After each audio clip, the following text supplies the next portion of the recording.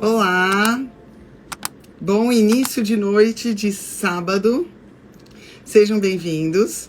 Como prometido, eu tô aqui para falar um pouquinho sobre doença péptica do sistema digestivo, depois de uma coisa muito triste, uma fatalidade que aconteceu ontem com o Dr. Anthony Wong, que foi uma pessoa que acabou sendo muito conhecida no Brasil, né?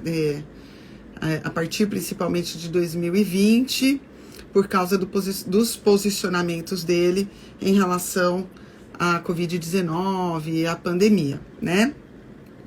E muita gente me mandou mensagem no direct, as pessoas que participam do meu grupo de Telegram.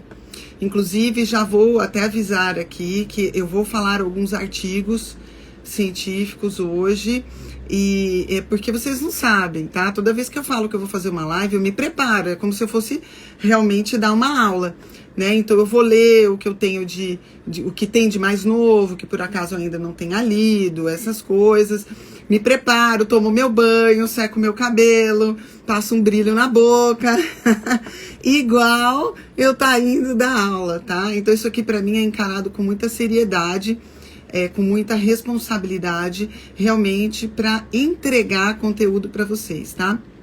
E o pessoal do grupo do Telegram vai receber esses artigos, eu vou colocar logo após o final da live, eu vou colocar os artigos que eu vou comentar aqui, lá no grupo do Telegram, para quem quiser acessar, tá? E eu vou falar uma coisa para vocês, tem um artigo muito interessante, que vai bem ao encontro do que a gente fala a respeito de vida, de saúde, de prevenção, né? Em todos os aspectos de saúde, a minha mola propulsora é a prevenção, né? Vocês sabem que eu tenho 2 livros publicados, né? O primeiro livro é Quebrando o Círculo Vicioso, que é esse daqui. Um pouco do que eu vou falar também já consta aqui nesse livro, tá? Porque o Quebrando o Círculo Vicioso, eu faço uma relação entre sistema digestivo e os outros sistemas, mas eu ensino bastante sobre a fisiologia. A fisiologia é a ciência que ensina como o corpo funciona na sua normalidade, tá? E aqui eu falo bastante como é um sistema digestivo normal, como ele funciona e quais são as medidas que a gente pode tomar, que estão ao alcance de vocês, para deixar esse sistema digestivo funcionando na sua plenitude, dentro, obviamente, da possibilidade que vocês têm em casa, sem atendimento médico e tal. Então, aqui, Quebrando o Círculo Vicioso, eu falo disso. E o segundo livro, que é a Imunidade, Intestinos e Covid-19, que é esse daqui, nesse livro aqui, eu falo algumas coisas sobre a reação ao estresse que tem tudo a ver com a doença péptica, né? A úlcera péptica. Então vamos, sem mais delongas, né? Vamos entrar no assunto de hoje. As pessoas me perguntaram muito no grupo e nas mensagens do direct, a respeito do que aconteceu com o Dr. Anthony Wong, se realmente existiria aí, vamos dizer, a possibilidade de se morrer de úlcera gástrica, e infelizmente existe, tá? As úlceras, que a gente chama de úlceras pépticas, elas têm esse nome porque vem da ação péptica, ou seja, da ação digestiva do ácido gástrico. Então, a úlcera péptica, ela pode ocorrer em estômago e em duodeno, que é a primeira parte do intestino delgado. Embora a incidência das doenças pépticas venha caindo, ainda bem, em grande parte por 2 descobertas que eu já vou falar para vocês, ela ainda é prevalente. Tem um artigo brasileiro publicado em 2008, ou seja, já está até antigo, mas em que ele falava que a incidência das úlceras pépticas no Brasil estava em 0,2% para os homens e 0,1% para as mulheres. Então é uma incidência muito mais baixa do que era antigamente. Antigamente eu quero dizer até os anos 80, tá? A incidência da úlcera péptica realmente era muito maior do que isso. Em termos de mortalidade, ou seja, de pessoas que morrem por causa de úlcera, a gente tem uma mortalidade de 3,6 a cada 100 mil habitantes. Então não é uma mortalidade alta, não é frequente a morte por úlcera. Atualmente não é tão frequente quanto era antigamente, mas acontece. A mortalidade por doenças pépticas acontece basicamente, mais frequentemente, por duas causas. A primeira, a úlcera que sangra. E a úlcera que sangra, que foi o que parece que aconteceu com o Dr. Anthony Wong, a pessoa falece, vai a óbito, ou por choque hipovolêmico, porque o sangramento é muito grande e a pessoa tem uma hemorragia muito importante, pode realmente falecer. Ela pode falecer em decorrência das complicações que vêm desse choque hipovolêmico. Então, às vezes, ela não morre, vamos dizer, diretamente por causa da úlcera, mas o sangramento que veio por causa da úlcera causa um infarto, causa um AVC por falta de sangue nessas regiões. Então pode acontecer. A segunda causa de mortalidade pelas úlceras pépticas é a perfuração. Então a úlcera, ela se torna tão profunda que perfura ou o estômago ou o duodeno. E o conteúdo que está no estômago ou no duodeno cai dentro do abdômen.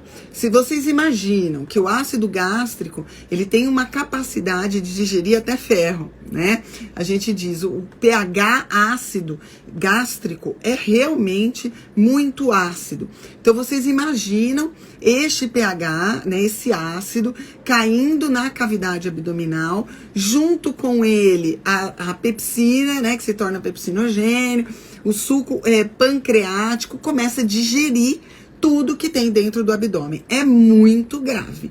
E é uma das causas da cirurgia de urgência do cirurgião geral. Como vocês sabem, eu sou cirurgião geral e por alguns anos da minha vida, hoje eu não opero mais, mas por alguns anos da minha vida, essa era uma das rotinas que a gente tem no serviço de urgência do cirurgião geral.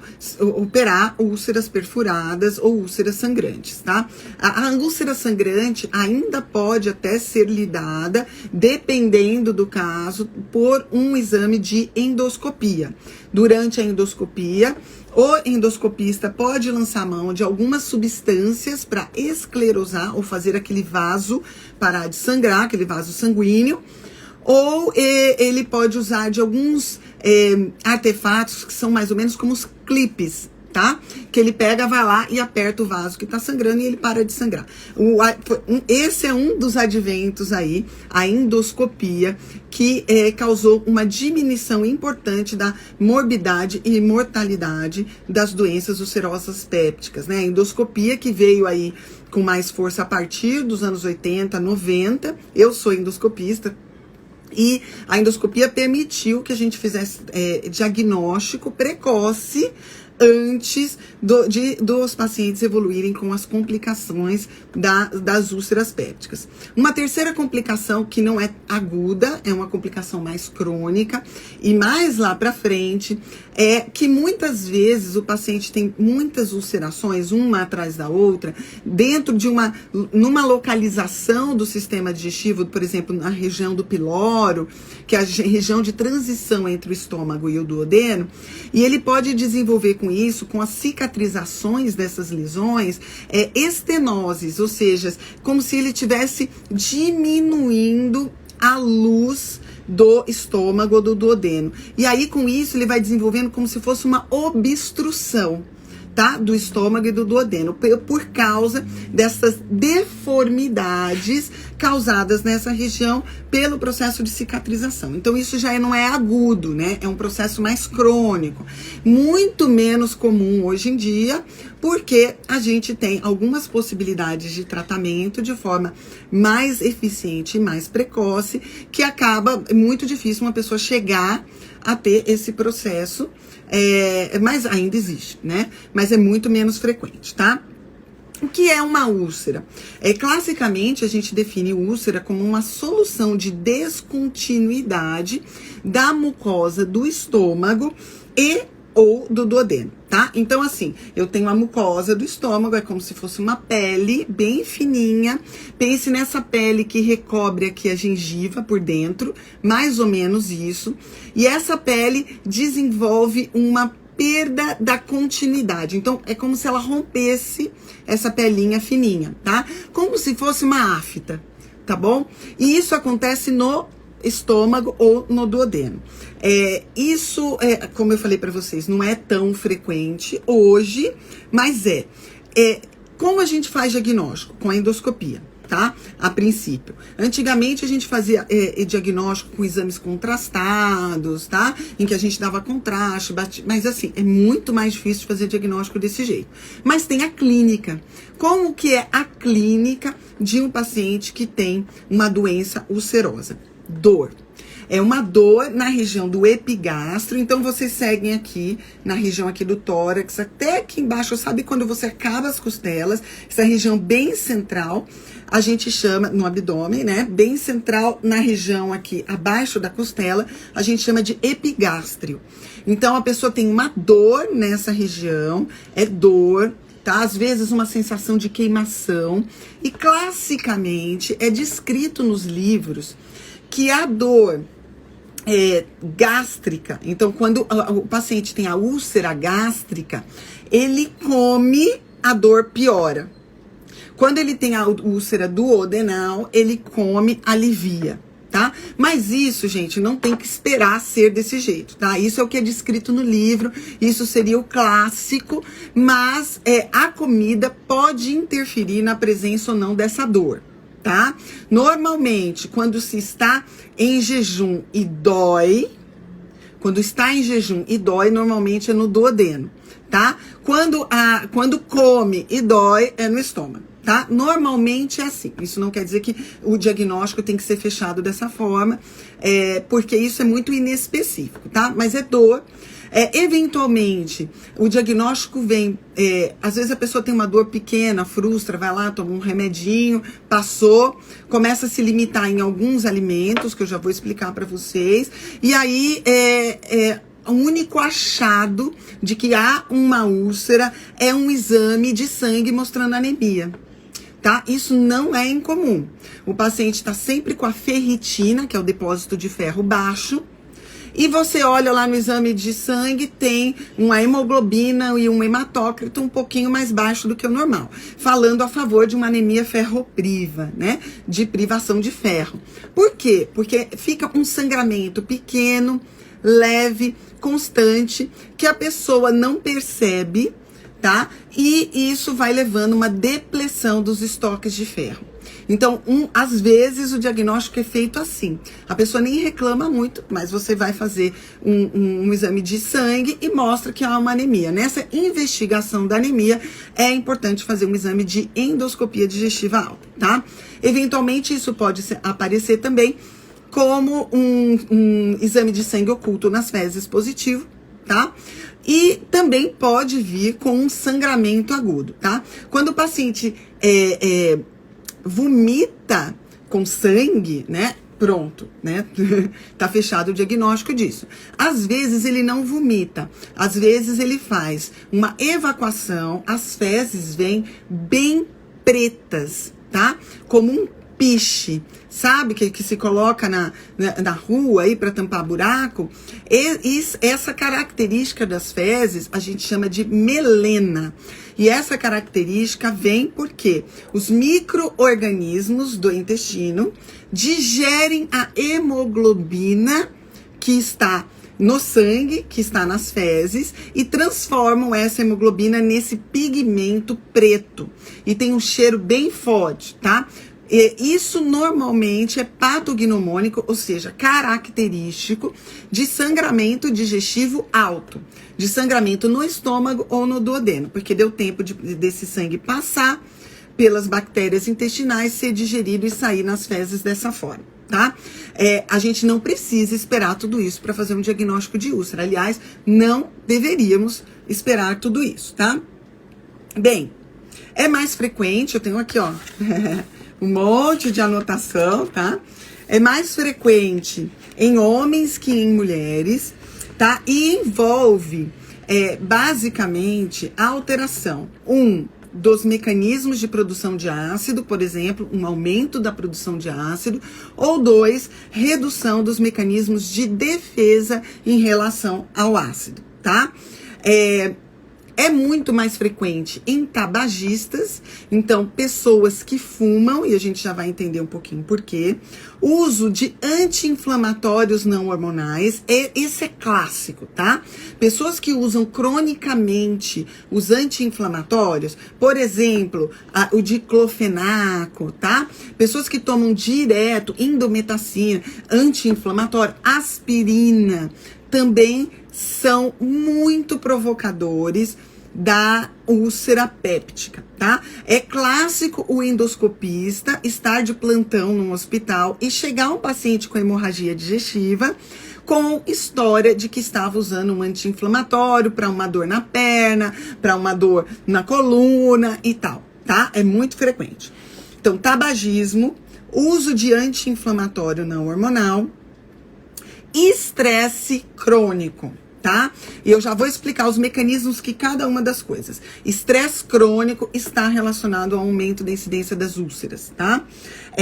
Um tumor produtor de um hormônio que se chama gastrina, o tumor de Zolliger-Ellison, na verdade, síndrome de Zolliger-Ellison, não é comum, é relativamente raro, tá? E é um tumor que produz um hormônio que estimula a produção de ácido, tá? Que se chama gastrinoma. Isso aí a gente dá o nome de síndrome de Zolliger-Ellison, tá? E classicamente a bactéria Helicobacter pylori, tá? A descoberta da Helicobacter pylori se deu nos anos 80, por 2 australianos, tá? Eu tenho até o nome deles aqui, Robin Warren e Barry Marshall. Tá? Nos anos 80, eles descobriram que as pessoas que tinham úlceras pépticas tinham um aumento da incidência ou tinham em seus estômagos a presença de uma bactéria que tem uma forma de hélice, por isso que ela ganhou o nome de Helicobacter pylori. Eles foram extremamente ridicularizados, tá? Que diziam que isso não tinha cabimento, que não tinha ciência nisso. Eles passaram muitos anos estudando isso. Inclusive, um deles se inoculou com Helicobacter pylori para provar que o Helicobacter pylori causava úlcera, tá? Foram ridicularizados, achavam que isso não tinha ciência, porque como uma bactéria vai sobreviver num meio extremamente ácido como é do estômago? Bem, toda essa injustiça que foi feita a eles acabou sendo reparada em 2005, quando eles ganharam o prêmio Nobel, tá? E ganharam 1 milhão de euros, tá? Pela descoberta do H. pylori. É interessante que na época, quando eles descobriram o H. pylori, se acreditava que 90% das úlceras duodenais e 80% das úlceras gástricas eram causadas pelo H. pylori. Hoje se sabe que não é essa porcentagem, tá? Atualmente se fala em 70% das úlceras duodenais e 50% das úlceras gástricas tem H. pylori. E por que isso? Hoje a gente sabe que o H. pylori é uma bactéria extremamente frequente na população, tá? Acredita-se que até 50% da população mundial tem H. pylori. E nem todo mundo que tem H. pylori tem úlcera. Certo? Lembra que eu falei lá que 0,2% da população masculina e 0,1% da população feminina tem úlcera? Né? Se 50% da população mundial tem H. pylori, a gente esperaria que a incidência de úlcera fosse maior, né? Não, o grande problema é a interação deste H. pylori com outros fatores de desencadeamento da úlcera, tá? Como o estresse, o tabagismo, o uso de anti-inflamatórios, tá? Principalmente. Tá, qual que é a fisiopatologia, ou seja, qual que é o mecanismo que leva alguém a ter uma úlcera? Bem, o estômago, ele tem muitos fatores de agressão, tá? Então, o estômago, ele é preparado para isso, né? Por causa da presença do ácido. Todo mundo tem ácido gástrico e é importante que tenha para a digestão, principalmente da proteína e para o desencadear de uma cascata de enzimas que a gente chama de cascata da secretina. Isso aqui é um pouco, para os profissionais de saúde fica mais fácil entender, mas eu não vou entrar nesse processo, mas o ácido é importante, tá? Justamente porque nós temos ácido no estômago, nós também temos um mecanismo de proteção em relação a esse ácido, tá? Então, quando a úlcera acontece? A úlcera acontece, primeiro, ou porque eu tenho uma elevação dos fatores de agressão. Então, por exemplo, eu tenho um aumento da produção de ácido, ou porque eu tenho redução dos fatores de proteção, tá? Como o estômago ele é preparado para ter ácido, a úlcera vai acontecer quando o ácido, por exemplo, com o fator de agressão sobe muito, ou quando os fatores de proteção caem, tá? Então, nós vamos entender quais são as causas de aumento do fator de agressão. O aumento do ácido gástrico. Então, quais são as situações que causam aumento da produção de ácido? Primeiro lugar, aquela síndrome que eu contei lá atrás, que a gente chama de síndrome de Zollinger-Ellison, tá? Essa síndrome causa aumento da produção do ácido pelo aumento da produção de gastrina. Segunda coisa, alergias alimentares, tá? Pelo estímulo de uma substância que se chama histamina. O estímulo da histamina causa estímulo na célula parietal que produz o ácido, tá? Então, por exemplo, você é alérgico a algum alimento, não estou falando de intolerância alimentar, o mecanismo é diferente, tá? Nós estamos falando de alergia alimentar, em que há principalmente a degranulação de uma célula que se chama mastócito, que produz histamina, tá? Então, o aumento da histamina causa aumento da produção de ácido. Existe uma outra coisa, e aí que não é intolerância alimentar, que se chama intolerância histamínica, que é um aumento da histamina corporal por vários motivos, tá? As pessoas que têm aumento dessa histamina corporal também podem ter aumento da produção de ácido, tá? O tabagismo causa aumento da produção de ácido. O álcool, a ingestão de álcool causa aumento da produção de ácido. E tem uma substância que é classicamente descrita para os médicos e os profissionais de saúde que estão me ouvindo aí, principalmente em pacientes em UTI, que é o aumento da amônia no sangue. Também causa um aumento dos fatores de agressão no estômago. Isso normalmente vem por quadros de insuficiência renal, tá? Não é a população geral. Bem, basicamente esses são os fatores que aumentam os fatores de agressão. A diminuição dos fatores de proteção. Primeiro lugar, o uso de anti-inflamatórios não hormonais. Os anti-inflamatórios bloqueiam a produção de uma substância que se chama prostaglandina, que é importante no mecanismo de defesa do estômago. Então, por isso que o uso do anti-inflamatório agride o estômago. Não é que ele aumenta o ácido, ele diminui os fatores de proteção que derivam da prostaglandina, tá? O H. pylori causa um processo inflamatório na mucosa do estômago e com isso reduz os fatores de proteção. Então, o H. pylori ele causa úlcera por essa diminuição da produção dos fatores de proteção da mucosa. O estresse excessivo age aí. O cortisol, que é o hormônio do estresse, diminui a capacidade que a gente tem de reparar a mucosa. Então, estresse excessivo e crônico leva a aumento de doenças como as doenças pépticas ulcerosas, por exemplo, do sistema digestivo, por diminuição do turnover, da cicatrização das células digestivas. Então, o estresse crônico, por isso também. Além disso, durante o estresse crônico, ele tem há um aumento da produção de adrenalina. E a adrenalina é um hormônio importante na defesa contra o estresse, mas ela causa vasoconstricção. Então, ela fecha os vasos sanguíneos. Com isso, chega menos sangue no estômago para que haja o reparo da mucosa. Então, o estresse também diminui a tensão de oxigênio no sistema digestivo, dificultando a cicatrização, tá?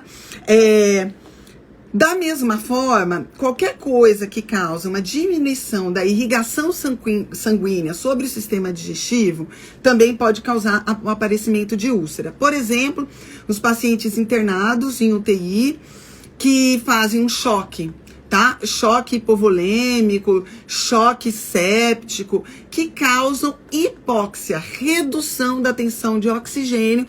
Um choque, por exemplo, insuficiência respiratória também pode ocasionar isso, tá?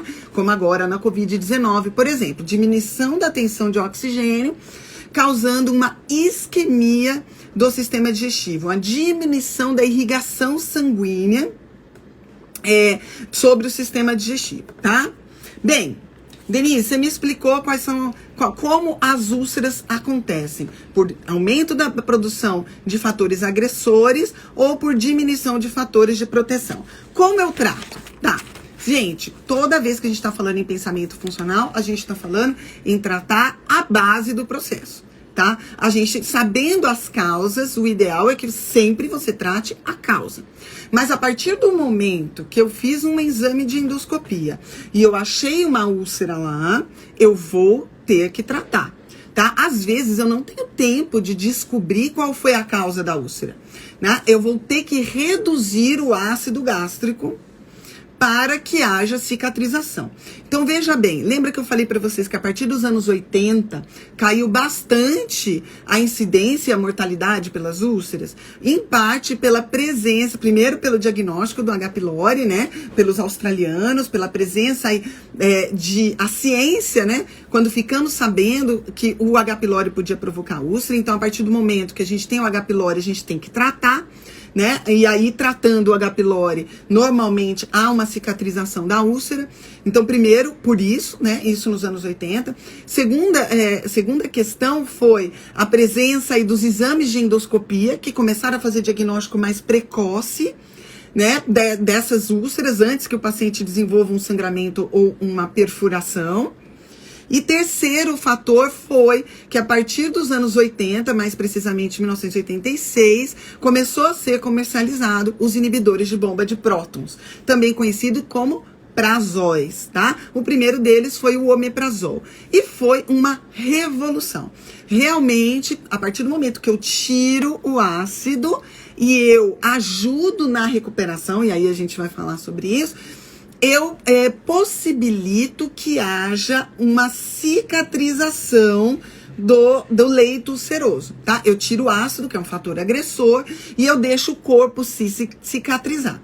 Normalmente, o uso dos inibidores de bomba de prótons para a cicatrização de úlceras, normalmente 6 semanas são suficientes para isso. Se eu tiver o diagnóstico de H. pylori, eu preciso tratar o H. pylori junto. Durante o exame de endoscopia, o médico endoscopista faz o diagnóstico da úlcera e ele já colhe biópsias, tanto da úlcera, para ver se a gente não tem um câncer, por exemplo, porque o câncer também pode se manifestar, um câncer de estômago, pode se manifestar como uma úlcera. Então, se fazem biópsias e faz biópsia para a pesquisa do H. pylori.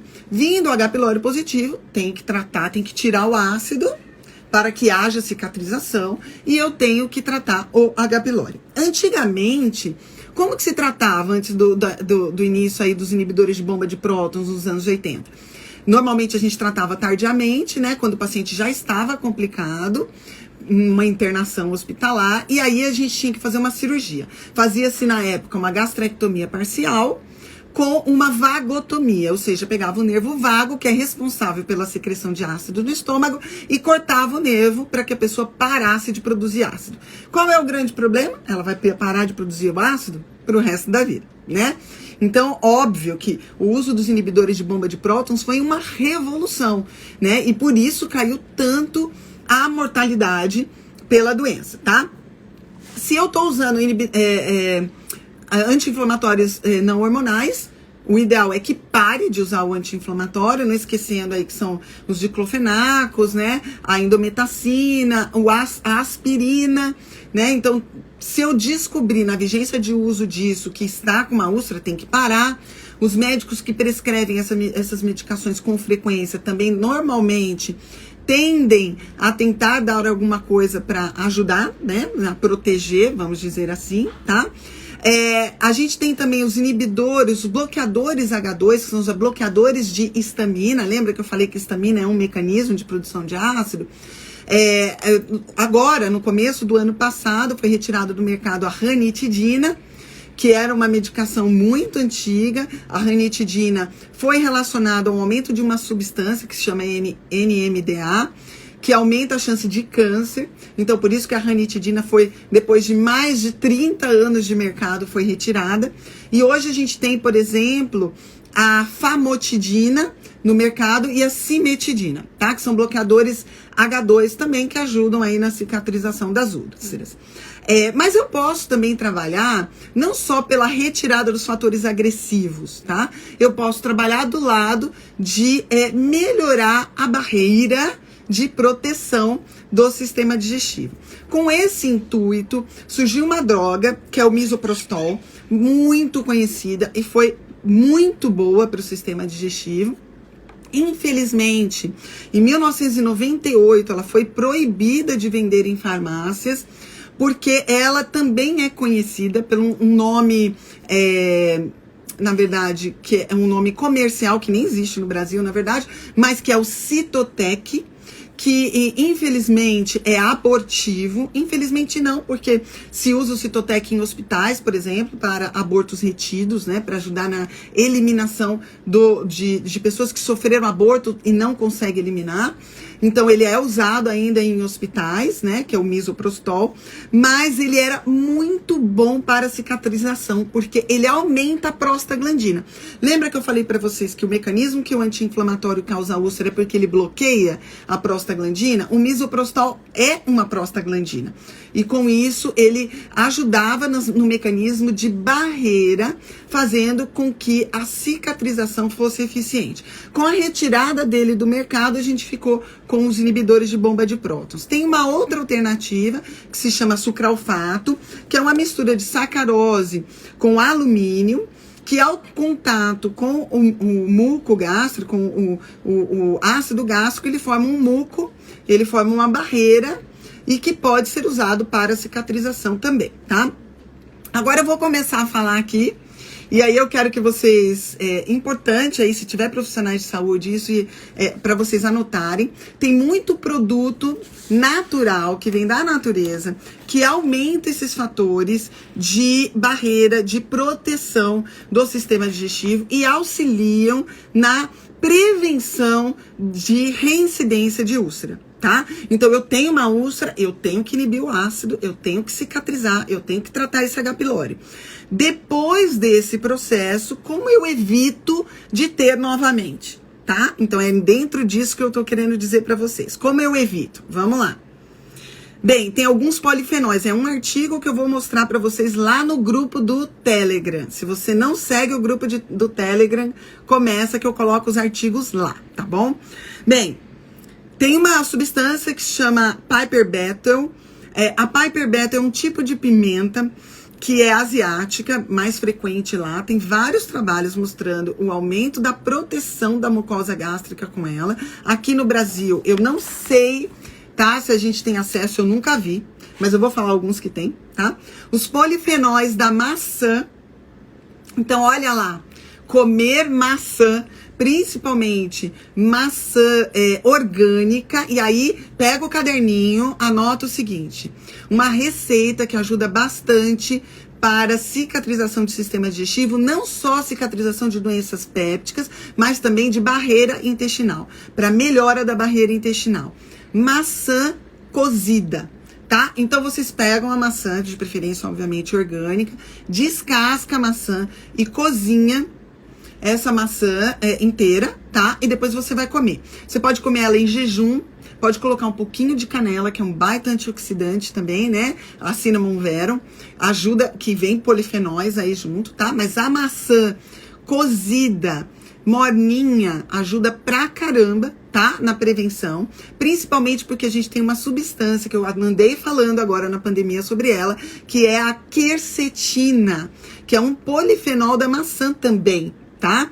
A quercetina é muito boa para a mucosa gástrica. Quando a gente vai fazer uma suplementação de quercetina, a gente usa normalmente a dose de 250 miligramas 2 vezes ao dia. Mas você não precisa usar a quercetina dessa forma se você não tem nenhuma doença agora, você quer prevenir porque você já teve, por exemplo, ou você tem gastrite. Não se esqueçam que a úlcera é uma evolução de uma gastrite, tá? Então, a maçã cozida, tá? Em jejum, uma maçã por dia, tá? Então, o que a gente tem aí a quercetina, os polifenóis no geral da maçã. Outra substância que ajuda muito, a curcumina, tá? E a curcumina, a gente tem muito artigo falando da ação da curcumina na cicatrização de lesão e na prevenção de novas lesões. Veja bem, para sistema digestivo, a gente não quer a curcumina com pimenta, porque eu não quero que haja absorção dessa curcumina, eu quero ação local. Então, você pode fazer seus legumes assados com azeite, bastante cúrcuma, tá? O azeite ajuda, inclusive, nesse artigo fala da mistura do azeite de oliva com a curcumina, tá? Para prevenção de novas lesões. Os polifenóis da uva, e aqui a gente fala, por exemplo, do extrato de semente de uva, tá? Que é um baita antioxidante, inclusive cerebral, ajuda aí na prevenção de doenças cerebrais degenerativas. Então, os polifenóis da uva, principalmente aí o extrato de semente de uva, o extrato de semente de uva, no caso, vocês usariam, em média, 400 miligramas antes de dormir, uma dose só, tá? Isso, obviamente, gente, eu tô falando de uma dose, de uma coisa geral, não é para usar tudo ao mesmo tempo. Procure um profissional da nutrição ou um profissional médico que tenha conhecimento funcional para fazer uma fórmula dessas para vocês. Mas vocês podem usar isso na comida, vocês não precisam usar em suplementos, ok?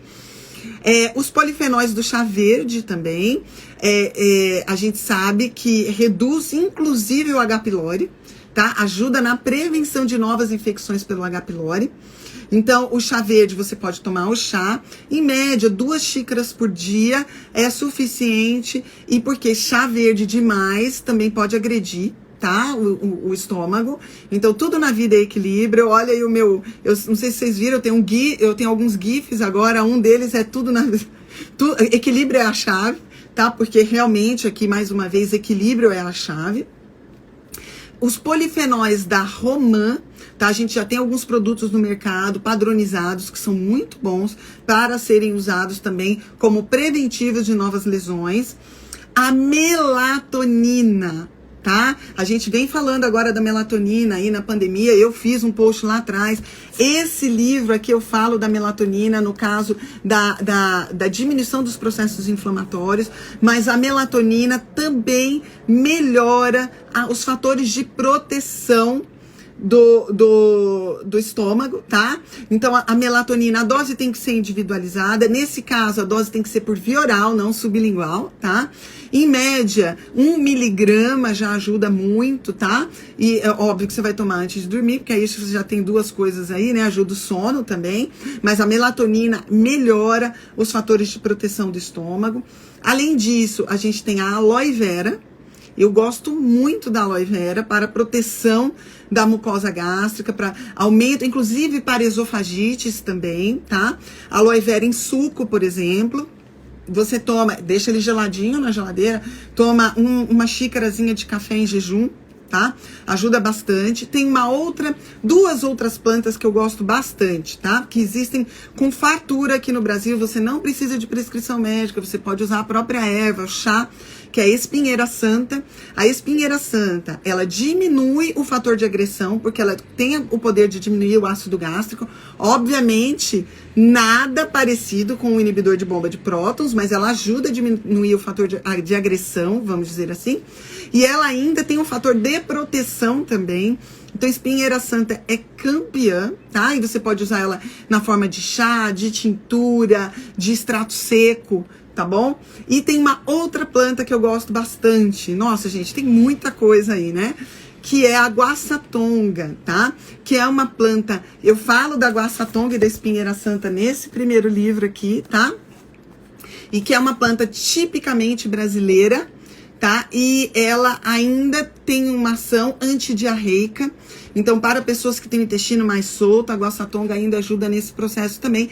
E ela ajuda a promover a reepitelização do epitélio gastrointestinal, né? De proteção do sistema digestivo. Então, gente, temos bastante coisa aí que vocês podem começar a usar. Os inibidores de bomba de prótons, mais conhecidos como prazóis, devem ser usados na hora que a gente tem uma úlcera ativa, tá? Porque aí eu preciso de pressa, mas após o tratamento eu posso usar todos esses remédios da natureza para diminuir a chance de novos episódios. Mas veja bem, o controle de estresse é importante, a redução do uso de anti-inflamatórios e abolir cigarro e bebida alcoólica. Tá? Se você tem problemas digestivos, se você tem problemas de gastrite e úlcera, tem que tirar cigarro e bebida alcoólica, pelo amor de Deus, tá bom? Vou pedir para vocês compartilharem ao máximo possível essa live, eu acredito que vai ajudar muita gente. Os artigos vão para o nosso grupo do Telegram e vai também posteriormente para o nosso podcast Medicina Descomplicada, que você encontra no iTunes e no Spotify, tá bom? Um beijo, meus queridos. Tudo de bom para vocês.